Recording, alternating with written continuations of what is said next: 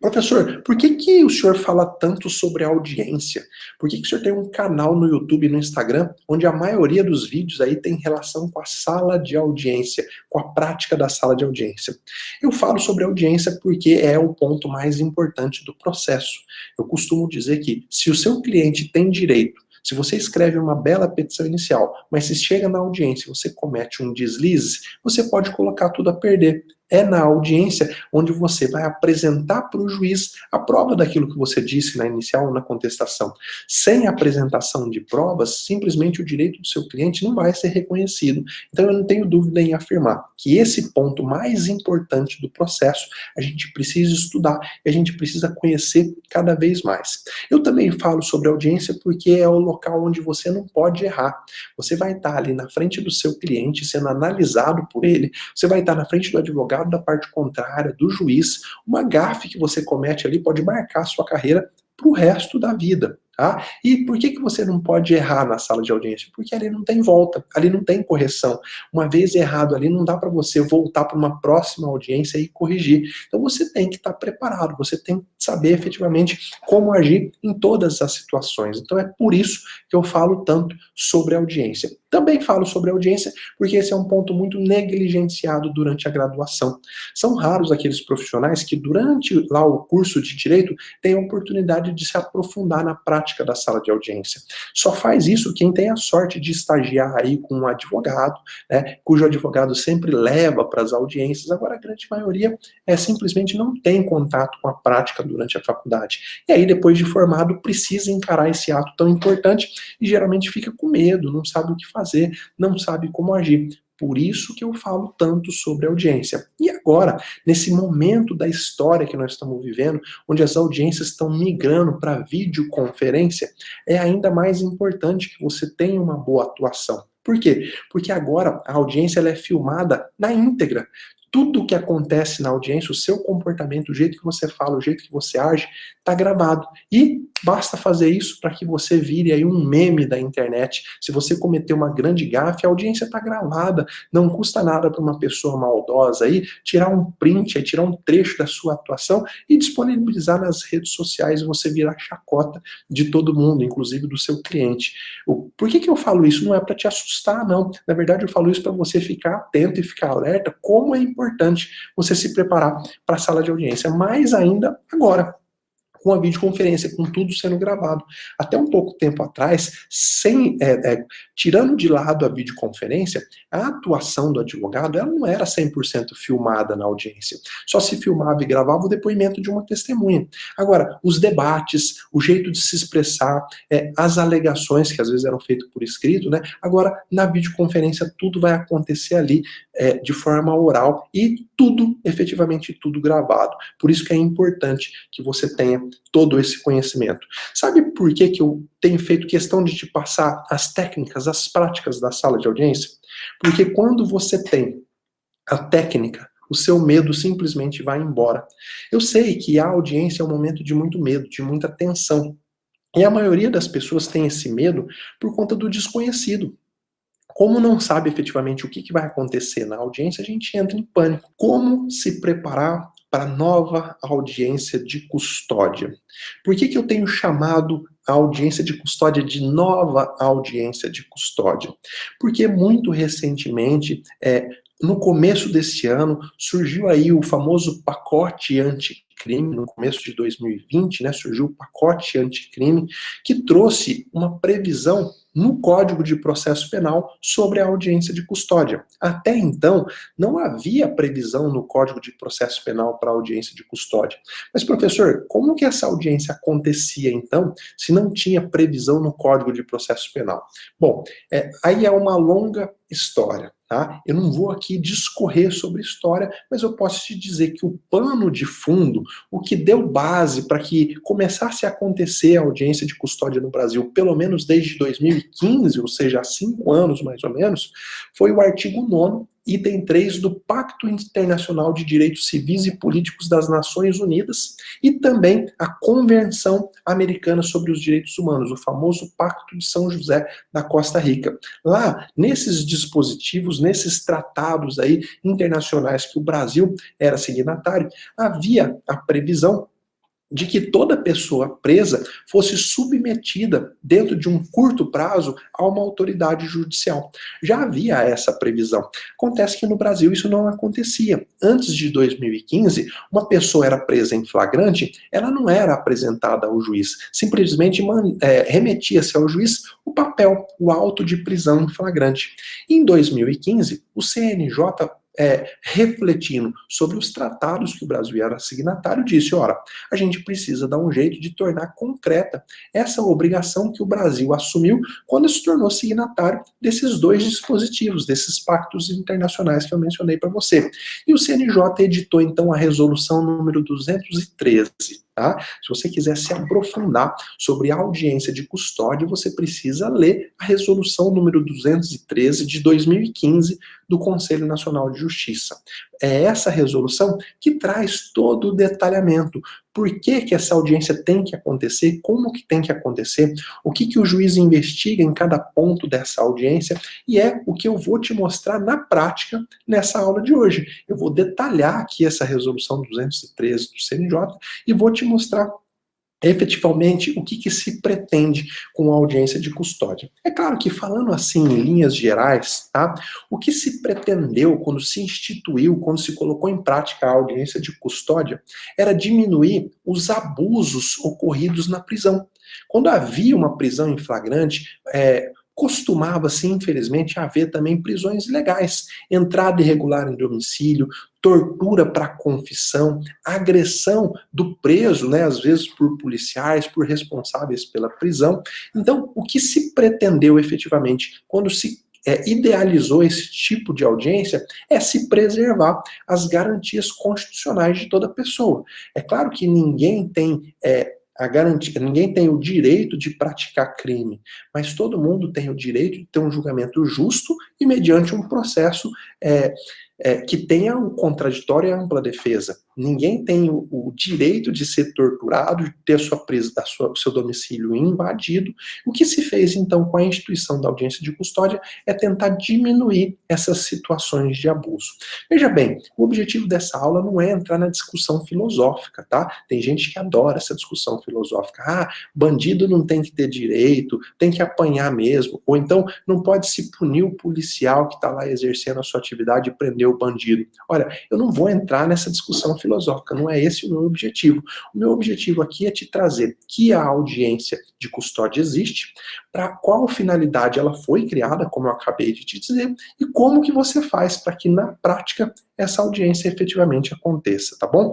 Eu recomendo então que você leia, tá, a resolução número 213 de 2015, do CNJ, mas eu vou tratar aqui sobre ela, sobre os detalhes dessa resolução com você. A grande novidade que me faz chamar a audiência de custódia de nova, a nova audiência de custódia, é os artigos 287 e 310 do Código de Processo Penal. Recentemente, então, no começo de 2020, com a edição do chamado pacote anticrime, a audiência de custódia foi prevista expressamente na nossa legislação infraconstitucional. Tá? Você tem que ler, então, o artigo 287 do Código de Processo Penal e o artigo 310 também do Código de Processo Penal. Eu vou falar o que esses artigos tratam ao longo dessa aula, mas o artigo 287 basicamente prevê a necessidade de se realizar uma audiência de custódia sempre que houver uma prisão preventiva ou temporária. Tá? Antes havia dúvida se efetivamente com a resolução do CNJ era necessário fazer audiência de custódia nas prisões preventivas, né, que é a preventiva, aliás, nas prisões provisórias, que aí está incluída a preventiva ou a temporária. Antes, só se tinha claro de que a audiência de custódia tinha que ser realizada nas prisões em flagrantes. Agora não, o artigo 287 do CPP falou não, essa audiência também tem que ser realizada quando é cumprido um mandado de prisão preventiva, por exemplo. Tá? E o artigo 310 fala da obrigatoriedade de realizar a audiência de custódia nas prisões em flagrantes de qualquer tipo de delito, tá bom? Vamos lá, para que serve efetivamente esse tipo de audiência? Qual é a finalidade de se estabelecer esse tipo de audiência? Essa audiência, então, ela acontece quando uma pessoa é presa e ela deve ser apresentada à autoridade judicial no prazo de 24 horas após a comunicação do flagrante. Como eu disse, antes só se realizava a prisão nos casos de só se realizava a audiência de custódia nos casos de prisão em flagrante. Agora, também na prisão preventiva e na prisão temporária. Então, uma pessoa foi presa, seja lá pelo motivo que for, tem que ser apresentada ao juízo no prazo de 24 horas após a efetivação da prisão, tá? É claro que nós vamos falar um pouco mais sobre essa questão do prazo, mas a regra é essa, tá? Expresso agora no Código de Processo Penal, lá no artigo 287 e no artigo 310. Havendo a prisão de uma pessoa, seja em flagrante ou prisão preventiva ou temporária, ela deve ser apresentada a uma autoridade judiciária no prazo de 24 horas. Professor, e na prisão por dívida de alimentos, deve haver audiência de custódia? Não, não deve haver. Essa é uma prisão de natureza civil, então não aplica o dispositivo lá do Código de Processo Penal, como não há previsão desse tipo de audiência no processo civil, na prisão por dívida de alimentos, não deve haver esse tipo de audiência, tá bom? É claro que a jurisprudência pode evoluir mais para frente, entendendo que também nesse tipo de prisão, já que o objetivo é resguardar os direitos civis, né, os direitos constitucionais do preso, pode ser que caminhe para que também haja audiência de custódia nesse tipo de prisão, mas hoje não há, hoje não é uma prerrogativa do preso por dívida alimentar ter esse tipo de audiência realizada. É uma audiência que eu chamo de pré-processual. Não existe processo ainda. O acusado acabou de ser preso. Agora, com a realização também nos casos de prisão preventiva e prisão temporária, pode ser que essa audiência aconteça quando já há processo. Veja, às vezes o seu cliente tem uma audiência de instrução marcada para daqui a um mês e ele acaba sendo preso, tem um decreto de prisão preventiva cumprido contra ele. Pode ser que antes da instrução haja a audiência de custódia, tá? Para que ele possa ser ouvido sobre as circunstâncias da prisão. Então, quando estamos falando de prisão em flagrante, é uma audiência pré-processual. Nem existe processo ainda, mas já vai acontecer uma audiência.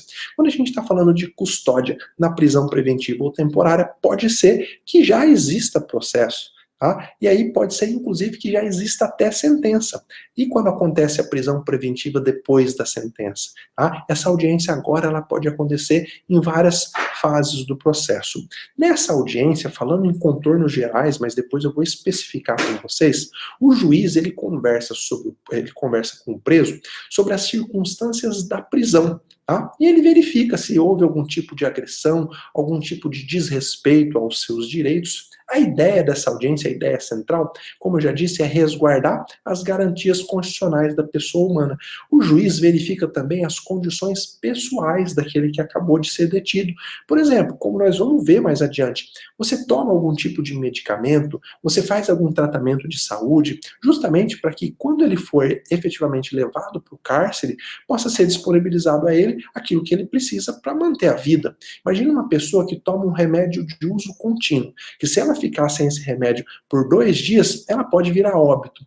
Sem a audiência de custódia, dificilmente na prática alguém perguntava para ela, você toma algum tipo de remédio? Talvez só iriam descobrir isso quando a pessoa passasse mal e morresse lá dentro da delegacia ou dentro do presídio. Essa audiência, então, faz com que o juiz investigue esses fatos. Primeiro, as circunstâncias da prisão e segundo, as circunstâncias pessoais.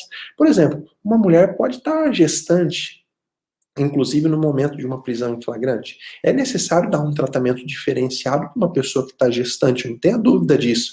Mas, às vezes, sem essa audiência de custódia, isso só era descoberto ou meses depois, ou essa pessoa presa só tinha a oportunidade de falar para os responsáveis da prisão muito tempo depois. Então, a ideia dessa audiência é falar sobre as circunstâncias da prisão e resguardar as garantias constitucionais da pessoa humana, tá bom?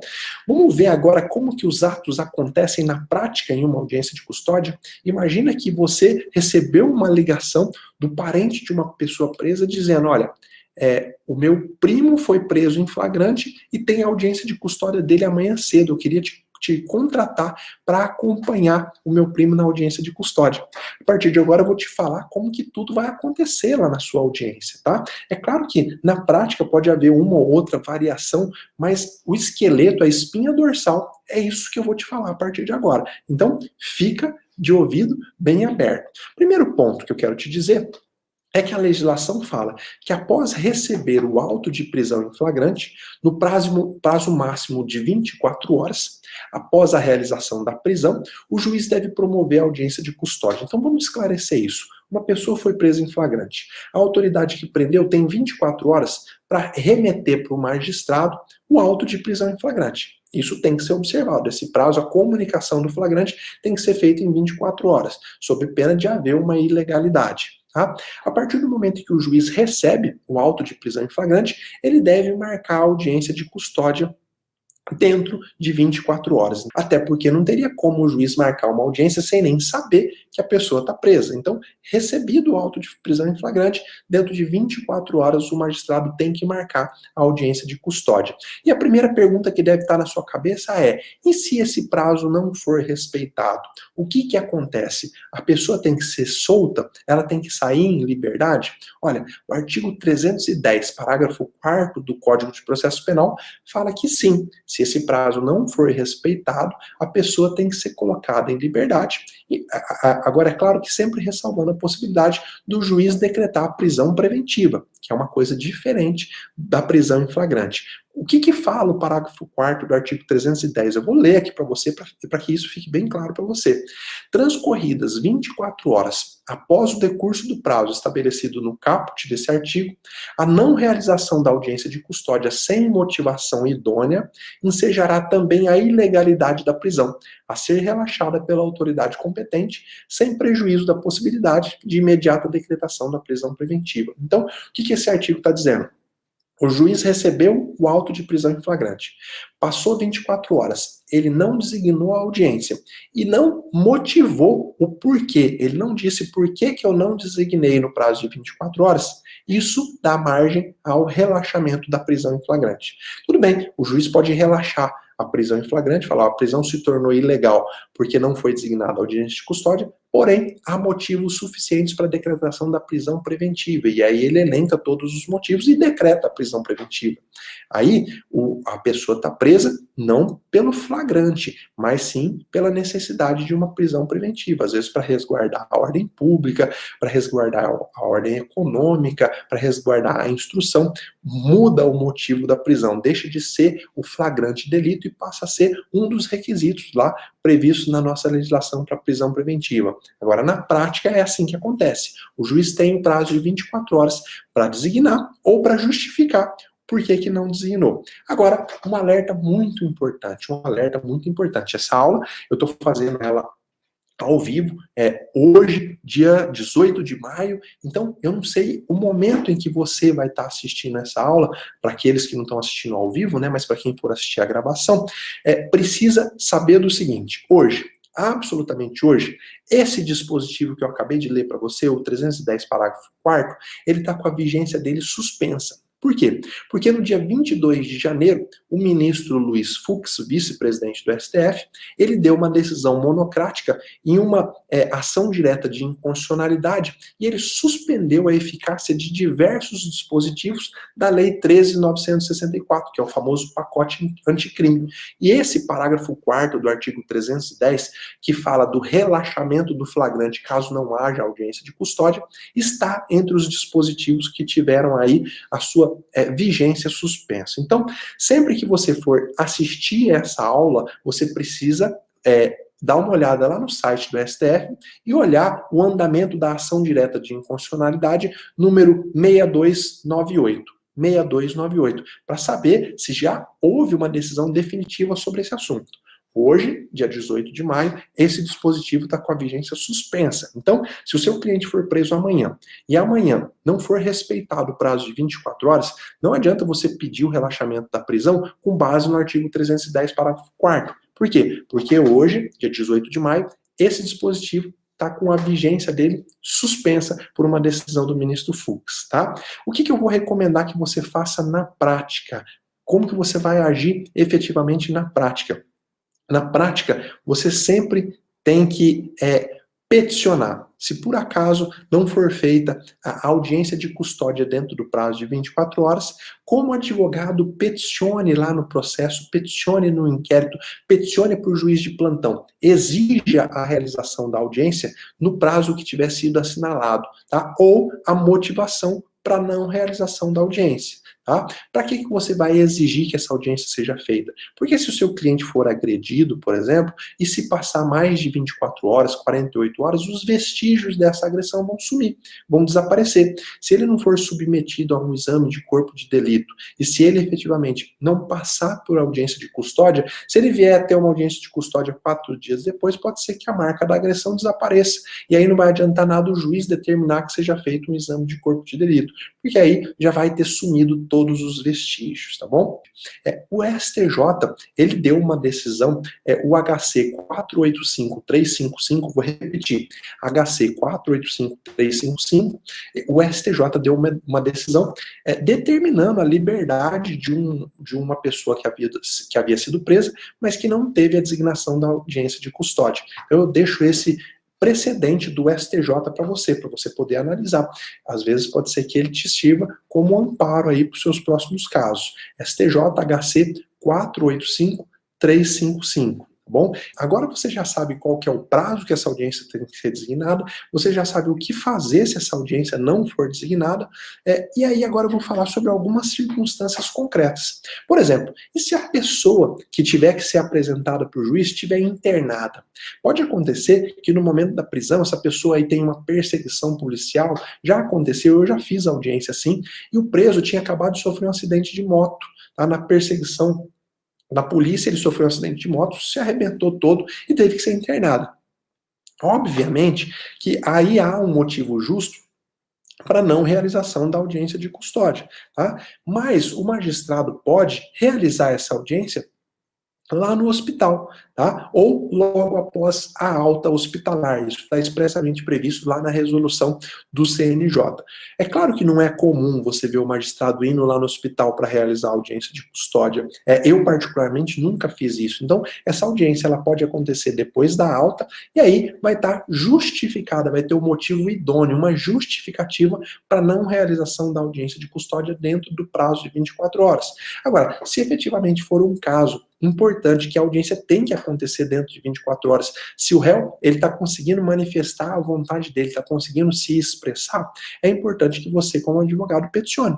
Peça a realização da audiência de custódia lá no local onde o réu está internado para provocar uma manifestação do juiz, para que o juiz diga, olha, infelizmente eu não consigo realizar essa audiência lá no hospital, tenho várias outras audiências para presidir agora nesse momento, o juiz tem que fundamentar. Tá? O importante é que você peticione. Você sempre mostra a sua boa-fé processual quando você se antecipa. Então, não vai deixar para alegar uma nulidade depois se você não peticionou, se você efetivamente não pediu. Sempre se adianta, sempre faça isso antes, para que o magistrado veja que realmente a sua preocupação era com a audiência de custódia, e não efetivamente com gerar uma nulidade para provocar a liberdade do seu cliente. Então, faz sempre efetivamente isso, peticiona antes. Agora você deve estar perguntando, tá bom, professor, quem que deve comparecer na audiência de custódia? E aí, o Código de Processo Penal, nessa alteração que sofreu com o pacote anticrime, ele fala que deve comparecer na audiência de custódia o acusado, o seu advogado constituído ou um membro da Defensoria Pública, né, o advogado dativo nomeado para o acusado, caso ele não tenha um, e também um membro do Ministério Público. Não dá para realizar a audiência de custódia sem a presença dessas partes. Minimamente, são essas as partes que têm que estar presentes, tá bom? Vamos para o segundo passo. Assim que for apresentado o preso, o que acontece na prática? O que tem que ser observado na prática? Vamos ver esses pontos agora? Então, assim que o preso é apresentado, que ele sai lá de onde ele está preso e é levado até a presença do magistrado, ele tem que ser garantido a ele o direito de se entrevistar previamente com o seu advogado em sala reservada. Tá? Eu sei que, infelizmente, isso não acontece em muitas comarcas. Às vezes o preso acaba tendo que conversar com o defensor dele, ali mesmo na cela, na frente de todos os outros presos, às vezes na frente até do policial, mas é importante que você, advogado que está assistindo, saiba que esse é um direito expressamente previsto aí nos dispositivos legais que tratam da audiência de custódia, especialmente lá na resolução do CNJ, resolução, vou repetir, 213 de 2015. Então, como advogado, você sempre deve exigir que essa conversa se dê em local em que outras pessoas não escutem, tá? Se isso não for possível, você tem que pedir para constar em ata, tá? Sempre antes de começar a audiência de custódia, você, advogado, tá? O defensor público, tem que ter o direito de conversar reservadamente com a pessoa presa, para que ela não se veja constrangida de contar o que efetivamente aconteceu. Imagina, se você vai conversar com o seu cliente e tem um policial ali do lado, o seu cliente vai ficar constrangido de narrar uma situação de agressão, de narrar uma suposição que ele tenha sobre os agentes que fizeram a prisão. Então, esse direito tem que ser resguardado. Ah, professor, se não for resguardado, você precisa fazer constar isso em ata. Lá na audiência de custódia, antes do juiz começar a ouvir o preso, você pede a palavra e fala, excelência, não me foi resguardado o direito de me entrevistar separadamente, de forma reservada com o meu cliente. Eu gostaria que esse direito fosse respeitado antes da gente iniciar a audiência. Se o magistrado garantir esse direito, ótimo, o problema está superado. Se o magistrado não garantir esse direito, peça para constar em ata, peça para consignar em ata, para que você possa aí tomar uma providência posterior. Seja aí um HC pedindo a liberdade, pedindo a nulidade dessa audiência, a postura que você vai tomar depois é menos importante do que você tem que fazer ali na hora da audiência. O importante na hora da audiência é consignar em ata. Não adianta nada você deixar a audiência passar e depois formular um pedido dizendo que, olha, não foi resguardado o direito de me entrevistar com o meu cliente. Isso tem que constar na ata da audiência, tá bom? Isso é o mais importante. Agora, vamos para o terceiro passo, vamos entrar na oitiva do acusado, né, daquela pessoa presa, o que pode, o que não pode ser perguntada para ele, vamos lá? Bom, então, você teve resguardado o direito de se entrevistar com o seu cliente, ele sentou na frente do magistrado e antes do juiz começar a ouvi-lo, a perguntar sobre as circunstâncias do crime, sobre a vida pessoal dele, o juiz tem que esclarecer que o seu cliente tem o direito de permanecer calado. E, infelizmente, na prática, isso às vezes acaba passando batido. Você precisa, na entrevista com o seu cliente, lembrar ele desse direito que ele tem. Olha, você tem o direito de permanecer calado. Se você não quiser responder nada na audiência de custódia, no começo da audiência você já vai falar para o magistrado, olha, eu quero fazer uso do meu direito de permanecer calado. Tá? Então, antes do juiz começar a ouvir, o próprio juiz tem que lembrar a pessoa presa desse direito. Tá bom? Essa daí é uma prerrogativa da audiência de custódia. Outro ponto importante, antes do juiz passar efetivamente a ouvir, é que não podem estar presentes lá na sala da audiência de custódia as pessoas que foram responsáveis pela prisão. Para quê? Para que o acusado, o preso, não se sinta inibido de relatar algum ato de violência. Imagina numa cidade do interior. Eu já trabalhei em cidade onde a força policial, onde a polícia militar tinha 5 integrantes. Então, os mesmos que faziam a prisão em flagrante eram os policiais que levavam para a audiência. Chegava lá na audiência, era eles que ficavam dentro da sala fazendo a escolta do preso. Então, a legislação, a resolução do CNJ, ela diz que as pessoas que foram responsáveis pela prisão, elas não podem assistir, não podem estar ali no mesmo ambiente da audiência de custódia. Por quê? Para que o preso não se sinta aí amedrontado de fazer eventual denúncia de agressão policial. Então, é importante que você saiba efetivamente disso. Como advogado, pergunte para o seu cliente, aí vai a dica prática, pergunte para o seu cliente. Os policiais que te conduziram aqui para essa audiência, esses policiais que estão aqui em volta, algum deles participou da sua prisão em flagrante? Se ele falar que sim, antes do juiz começar a entrevistar a pessoa presa, você vai pedir a palavra e vai dizer, olha, excelência, o policial tal e tal e tal, eles participaram da prisão em flagrante. E de acordo com a resolução 213 do CNJ, eles não podem permanecer nessa sala. Tá? Veja como eu trago para você circunstâncias práticas do dia a dia, porque se você deixar passar, pode ser que você não consiga fazer com que o seu cliente tenha coragem de relatar uma situação de agressão. E se essa pessoa foi torturada para confessar? Tá? Quem já passou por algum tipo de situação de ameaça, de coação, sabe o poder psicológico que isso tem. A pessoa que foi torturada, ela fica ainda com mais medo de denunciar a tortura, principalmente se os torturadores estão ali, ouvindo o relato dela. Então é muito importante que você exija que essas pessoas sejam retiradas da sala.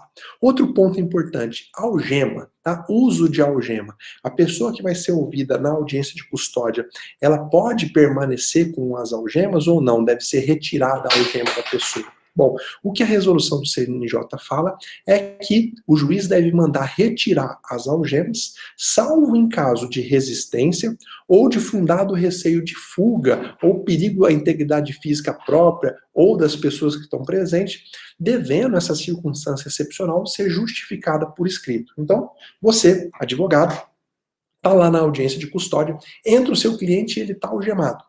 E, sem falar nada, o magistrado já começa a fazer a oitiva dele na audiência de custódia. O que você precisa fazer? Pedir a palavra, falar, excelência, é garantido ao meu cliente participar da audiência de custódia sem algema. Se o magistrado entender que há alguma situação de perigo que justifique a manutenção das algemas, ele tem que justificar por escrito, tem que colocar no termo de assentado. Olha, o advogado pediu para que seja retiradas as algemas. Porém, esse juízo decide pela manutenção das algemas, uma vez, por exemplo, e aí tem uma fundamentação, uma vez que no ato da prisão, a pessoa presa tentou fugir, ou seja, ela demonstrou que ela não pretende concordar com a manutenção da prisão. Então, por medida de segurança de todos, para evitar outra tentativa de fuga, eu vou manter a pessoa algemada. Veja, o juiz precisa fundamentar e colocar no papel por que o cliente vai continuar algemado. Se o magistrado não fizer essa fundamentação, você precisa fazer constar no termo de assentado. O que você vai fazer depois é o que menos importa. O importante é você registrar tudo no termo de assentado, tá bom? O juiz, então, a regra é, manda tirar a algema. Para ficar algemado, o juiz precisa justificar a excepcionalidade dessa circunstância. Vamos lá, agora você deve estar pensando, mas professor, sobre o que o juiz deve falar, o que o juiz pode perguntar, aliás, o que o juiz deve perguntar. E se o juiz não perguntar, o que eu, como advogado, posso perguntar para o meu cliente que está ali na audiência de custódia? Bom, primeiro, o juiz, e eu faço sempre assim, eu explico para a pessoa presa para que serve aquele ato. Eu começo dizendo para ela, olha, esse ato não serve para a gente tratar se você cometeu ou não o crime que está sendo atribuído para você. Nós não vamos tratar disso. Você não precisa se preocupar em apresentar sua tese de defesa. Ali, você não precisa querer se justificar. Se você roubou, se não roubou, se estava com droga ou se não estava.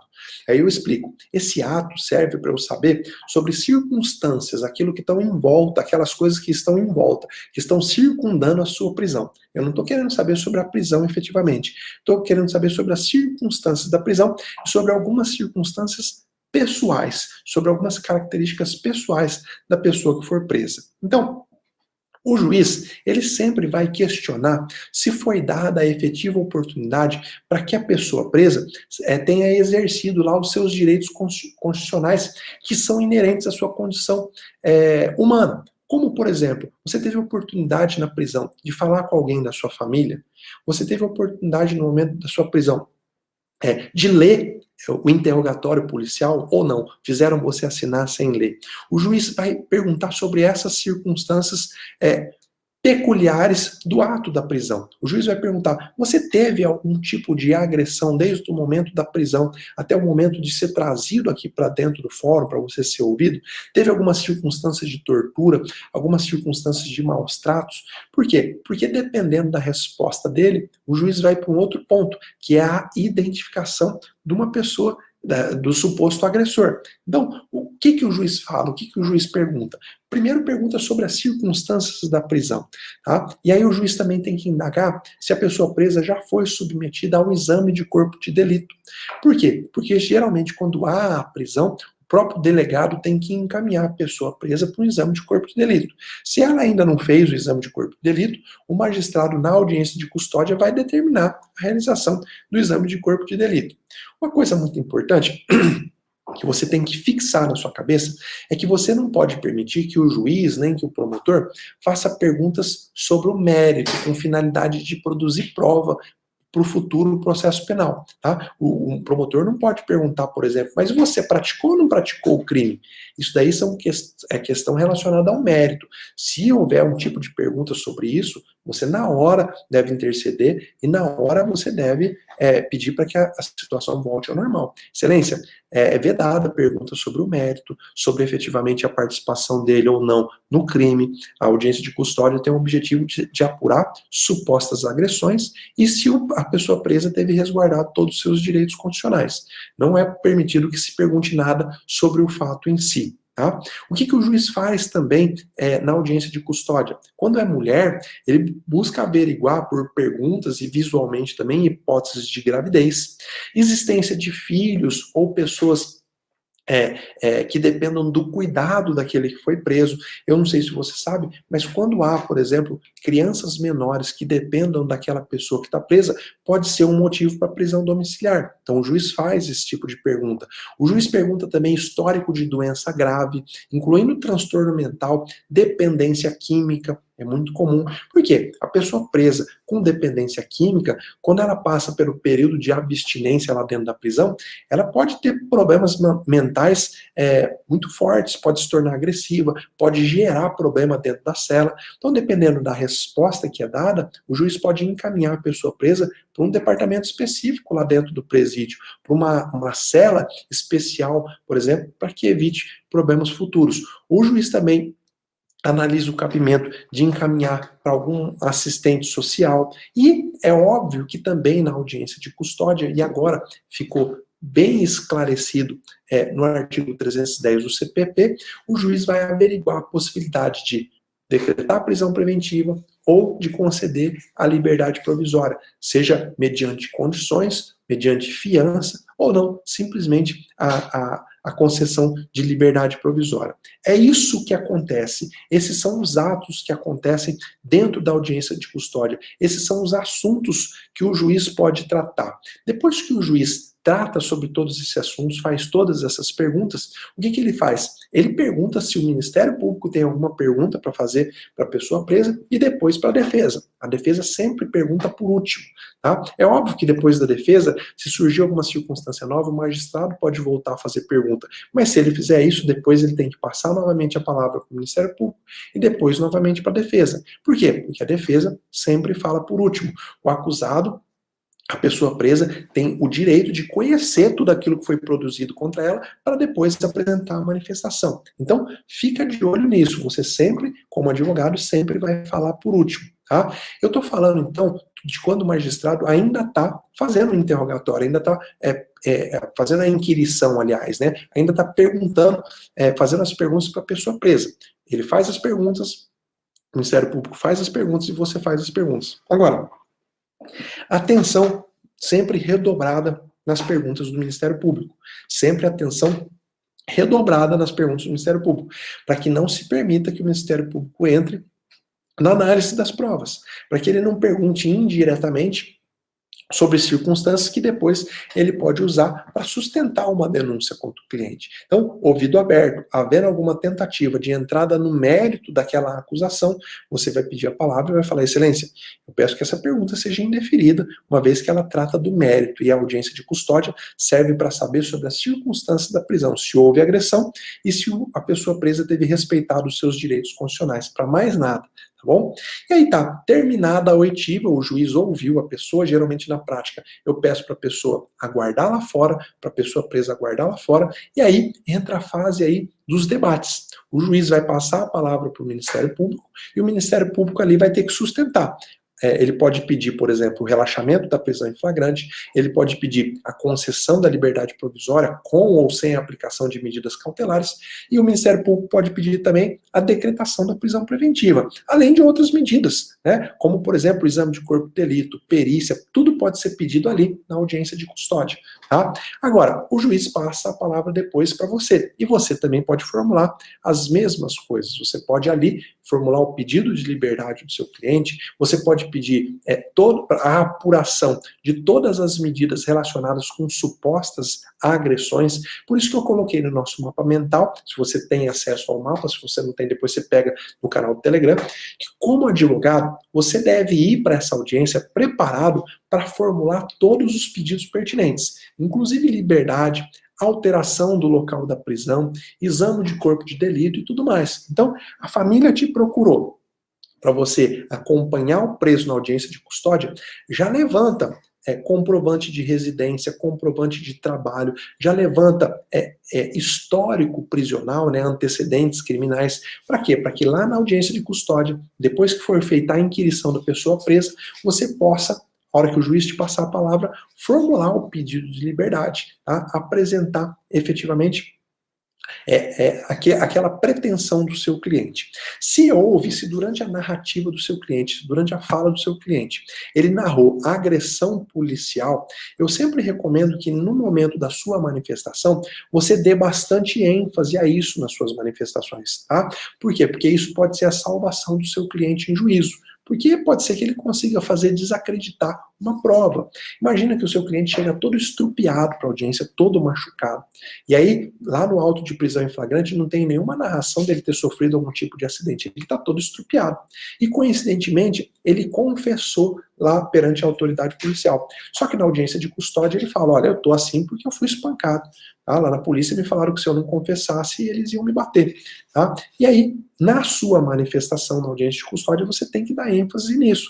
Você tem que dizer, olha, tá, é óbvio que o cliente só confessou porque foi torturado. Olha como que ele se apresentou perante Vossa Excelência, cheio de hematoma. Você tem que descrever todos os hematomas, para que quem for ler lá na frente, num eventual recurso no HC, o desembargador possa imaginar a pessoa com todos esses hematomas. Quanto mais minucioso você for, mais fácil fica de você convencer uma pessoa lá na frente.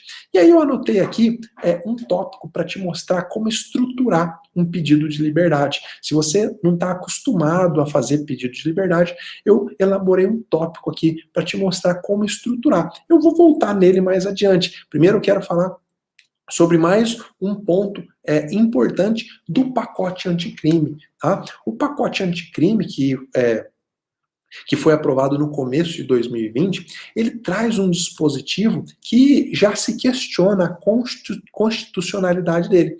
Ele fala de uma proibição genérica de concessão de liberdade provisória lá na audiência de custódia. É o parágrafo 2º do artigo 310. Ele fala assim, o juiz deve negar pedido de liberdade provisória se a pessoa presa em flagrante for reincidente, integrar a organização criminosa armada ou milícia e também estiver portando arma de fogo de uso restrito. Então, a legislação fala que o juiz deve negar a liberdade provisória nessas 3 circunstâncias, mas o STF já decidiu mais de uma vez que é inconstitucional qualquer lei que proíbe a liberdade provisória de forma genérica, tá? Que é o que aconteceu aqui. O STF entende que a liberdade provisória, para ela ser denegada, o juiz deve analisar as condições pessoais e não a liberdade genérica baseada no tipo de crime. Tá? O STF já decidiu que isso é inconstitucional. Eu vou colocar aqui um HC para você, tá aqui no nosso mapa mental, o HC número 104.339. HC 104.339, tá? O STF já decidiu que qualquer dispositivo legal que fale sobre proibição genérica de liberdade provisória está eivado de inconstitucionalidade. Ainda não houve a decretação de inconstitucionalidade desse parágrafo 2º do artigo 310. Essa norma está em vigor, ainda não houve a decretação da inconstitucionalidade desse dispositivo. Mas talvez você, como advogado, possa sustentar a inconstitucionalidade no caso concreto. Tá? Por isso que eu fiz questão de te trazer, de te apresentar exatamente o que acontece nesse caso, tá bom? Dando sequência, depois que o juiz, então, depois que você apresentou o seu pedido de liberdade, que eu vou te mostrar daqui a pouco como estruturar, o juiz vai decidir sobre esses pedidos da parte, tá? O juiz decide efetivamente se vai colocar em liberdade, se vai decretar a prisão, se vai estabelecer medidas cautelares, mas o ponto também muito importante que o juiz determina, e isso você tem que ficar de olho lá no termo de assentada, é quais providências serão tomadas em caso de relato de agressão. Imagine então que o seu cliente relatou que foi vítima de agressão. Por isso que ele confessou na autoridade policial. O que o juiz tem que investigar? O juiz tem que procurar descobrir, perguntando para ele, as características do agressor. O agressor tem que ficar muito bem identificado. Por quê? Para que possa procurar a punição depois. Hoje, na maioria dos estados, há um grupo formado por representantes do Ministério Público, por representantes das polícias, que buscam efetivamente coibir policiais agressores, investigar, saber por que isso está acontecendo. Então, o juiz, na hora que ele está inquirindo, se a pessoa presa fala, olha, não, eu apanhei sim, me bateram até eu desmaiar, aí o juiz vai perguntar, tudo bem, então me fala aí as características do agressor. Era uma pessoa alta, baixa, tinha bigode, não tinha. O juiz precisa saber sobre essas circunstâncias. E para que o juiz precisa? Porque como que você vai tomar providência sobre uma pessoa desconhecida? Tá? Você conseguiu ver o nome na farda, você ouviu alguém chamando pelo nome aquela pessoa, tudo que puder ser elemento de identificação, o juiz precisa buscar extrair. Por quê? Porque lá no final, lá no termo de assentado, o juiz vai determinar que peças sejam remetidas para a autoridade do Ministério Público, para a corregedoria da Polícia Civil, ou Militar, ou Guarda Municipal, seja lá o que for, para apurar essa suposta agressão. Então você precisa conversar com o seu cliente para que ele busque na memória a maior quantidade de dados suficiente para identificar o agressor. Ah, professor, mas às vezes não dá. Às vezes, simplesmente, o policial fez com que a pessoa ficasse olhando para o chão e ela não conseguiu ver a cara, ver o rosto do policial, ela só apanhou. Então, que o seu cliente relate essas circunstâncias. Por quê? Porque é muito diferente o juiz acreditar numa agressão se você simplesmente fala, olha, não lembro o rosto. Mas você viu o rosto? Vi. Então me fala como que a pessoa era. Ah, não lembro. É mais fácil você convencer o magistrado que essa agressão efetivamente existiu quando você se esforça para passar dados de apuração. Então, sempre que o cliente falar para você lá na sala reservada que ele quer relatar uma agressão, você vai dizer para ele, então você precisa dar a maior quantidade de dados possível para o magistrado, para que o magistrado possa depois tomar providência.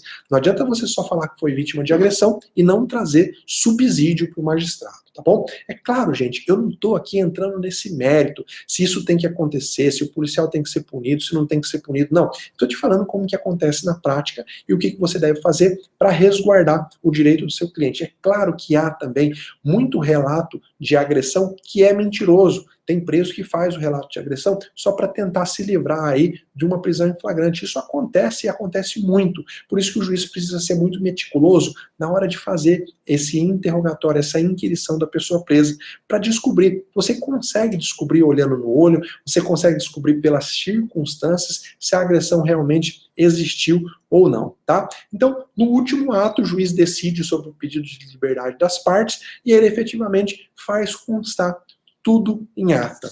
Agora eu quero falar com vocês rapidinho de algumas observações importantes, tá? Que eu fiz sobre a audiência de custódia e que é importante que você saiba. A primeira delas é que a resolução 213 do CNJ fala que a audiência deve ser registrada preferencialmente em mídia, que não se escreve o pedido das partes, que isso fica gravado em vídeo. Agora, isso costuma variar de local para local, tá? Tem local que a audiência é integralmente gravada e você vai fazer o seu pedido verbal, e tem local em que a audiência é gravada, o depoimento é gravado, mas os pedidos da parte, eles são reduzidos a termo. Então, embora haja essa disposição, esse dispositivo lá na resolução 213 do CNJ, isso varia de local para local, tá bom? É importante que você saiba que isso existe. Eu estou te dizendo isso para você se preparar para o ato, tá bom? Um outro ponto importante que eu já tratei é que quando há a declaração da pessoa presa de que ela foi vítima de tortura ou de maus tratos, ou quando há um entendimento da autoridade judicial de que há indícios da prática de tortura, que às vezes o preso não confessa, às vezes o preso não relata, às vezes o preso está com tanto medo, ele apanhou tanto, que ele chega lá todo estrupiado, mas ele fala, não, você foi agredido? Não. Aí eu pergunto, mas por que você está todo machucado? Aí ele fica quieto, não fala nada.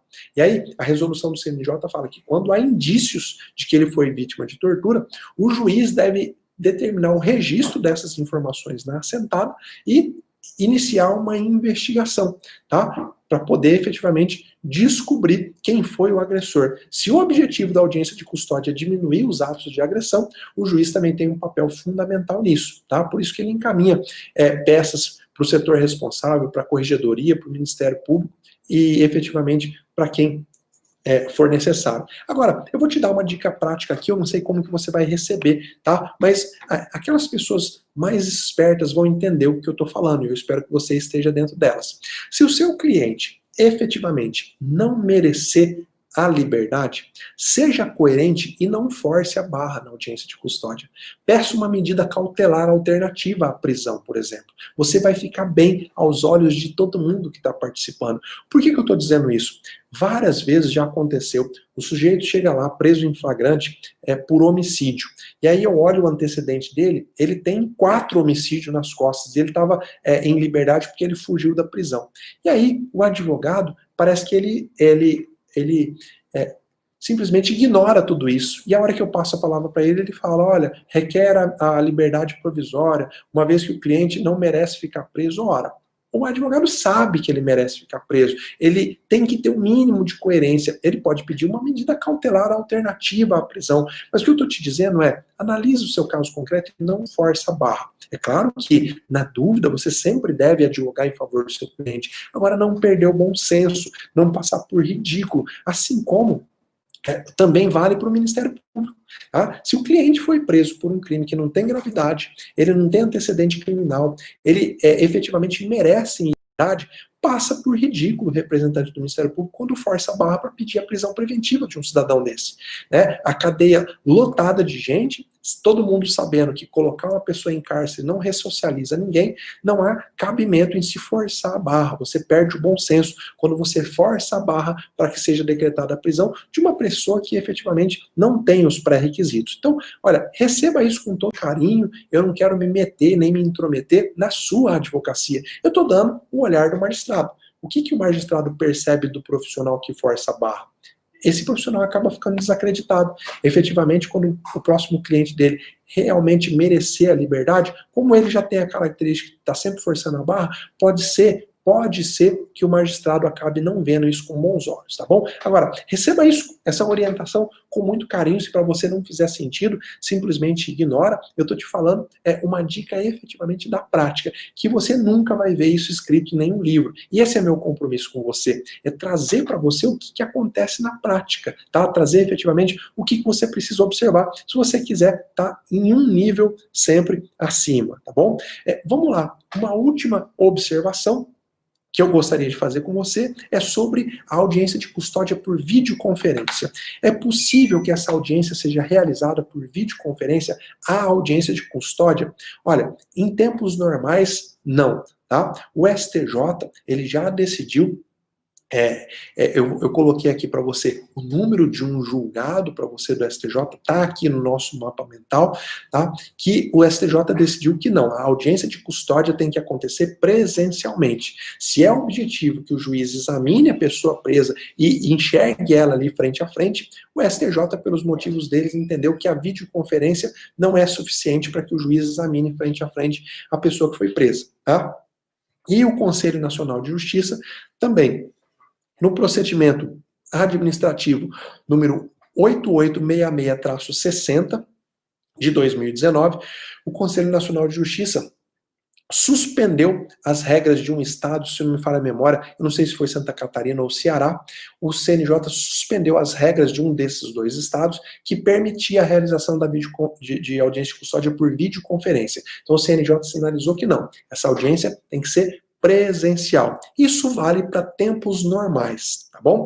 Agora, em tempos de Covid-19, onde as audiências estão suspensas, estão acontecendo por videoconferência, aí vale a pena você ler a recomendação número 62 do Conselho Nacional de Justiça. A recomendação número 62 abre a possibilidade, tá, de ser realizada a audiência de custódia por videoconferência ou até mesmo não realizar a audiência de custódia. O CNJ, através da recomendação número 62, ele fala que a pandemia do Covid-19 pode ser usada como motivação idônea na forma prevista lá no artigo 310 do CPP, para não realização da audiência de custódia. Então, por óbvio, e a gente tem que entender, se o CNJ autorizou a não realizar a audiência de custódia para evitar aí a contaminação pela Covid-19, muito menos pior do que não realizar, é realizar por videoconferência. Então, eu não tenho dúvida que eu, como magistrado, estando no plantão criminal, tá, eu vou realizar as audiências de custódia por videoconferência, porque eu prefiro realizar assim do que não realizar. Pelo menos pela videoconferência, eu consigo ver marcas de agressão, eu consigo perguntar para a pessoa presa se ela foi agredida ou não, coisa que não vai acontecer se eu simplesmente não realizar a audiência de custódia. Então, grava isso, anota isso. Em tempos normais, audiência de custódia por videoconferência, o STJ e o CNJ já disseram que não. Se for realizada, no seu caso concreto, é um motivo para um pedido de relaxamento da prisão em flagrante. Agora, em tempos de Covid-19, efetivamente, sim, é possível fazer a audiência de custódia, como também é possível sequer realizar a audiência, tá bom? Agora, antes da gente finalizar, antes da gente acabar, eu vou falar aqui com você sobre como estruturar um pedido de liberdade. É claro que eu vou falar de uma forma bem abreviada, mas eu acredito que eu tenho informação importante para te dar. Como que você estrutura um pedido de liberdade? Porque às vezes você vai ter que fazer ali, oralmente, na audiência de custódia. O que é importante que você fale para o magistrado para que entre na cabeça dele e ele possa analisar se ele decreta a prisão do seu cliente ou se ele concede uma medida de liberdade? A primeira coisa, você tem que mostrar para o juiz que a colocação do cliente em liberdade não vai representar nenhum risco, primeiro, para a ordem pública, e segundo, para a instrução criminal ou para a aplicação da lei penal. Tá bom, professor, isso já sei, mas como fazer isso na prática? Primeiro, você fala para o juiz, olha, juiz, a colocação do meu cliente em liberdade não representa nenhum risco à ordem pública. Por quê? Porque ele não é perigoso. Ele não tem antecedente, ou se ele tiver antecedente, mostra que são crimes sem relação alguma, que o perigo não pode ser abstrato. Nenhum juiz pode dizer que a pessoa presa é perigosa sem apresentar o porquê.